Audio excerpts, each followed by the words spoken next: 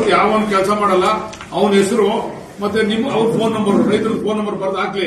ನಾನು ಎಸಿದ್ ಕರೆಸ್ತೀನಿ. ತಿಂಗಳು ಒಂದ್ಸರಿ ಕಂಪ್ಲೇಂಟ್ ಬಾಕ್ಸ್ ಓಪನ್ ಮಾಡೋಣ, ಇಲ್ಲಿ ಕೂತ್ಕೊಳ್ಳೋಣ.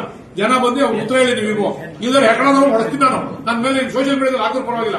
ಹೊಡಿತಾರೆ ಜನ ಹೆಕಡ ತಗೊಂಡು. ಇಲ್ಲ ನಿನ್ ಹೊಡಿತಾರೆ, ನಾನು ಹೊಡಿತಾರೆ. ನಿನ್ ಕೈ ಕೆಲಸ ಮಾಡ್ಸಕ್ಕಾಗಲ್ಲ, ನಾನು ಹೊಡಿತಾರೆ.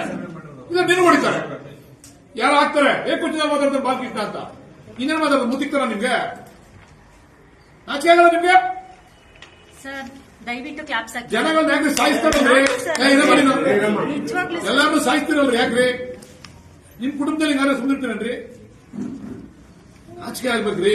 ಹೆಂಗಿರ್ಬೇಕ್ರಿ ಹೆಂಗ್ ಆಫೀಸರ್ MLA-ಗಳಾಗೋಕಂಡ್ರಿ ತಹಶೀಲ್ದಾರ್ಗಳೆಲ್ಲ ಜನಗಳ ಮನೆ ಹೇಳ್ಕೊಂಡು ಅವನ ನಮ್ಮ ಇವರು ಕೋಲಾರ DC ರವಿ ಸತ್ತಾಗ ಜನ ಬಂದು ಹತ್ಕೊಂಡ್ರಿ.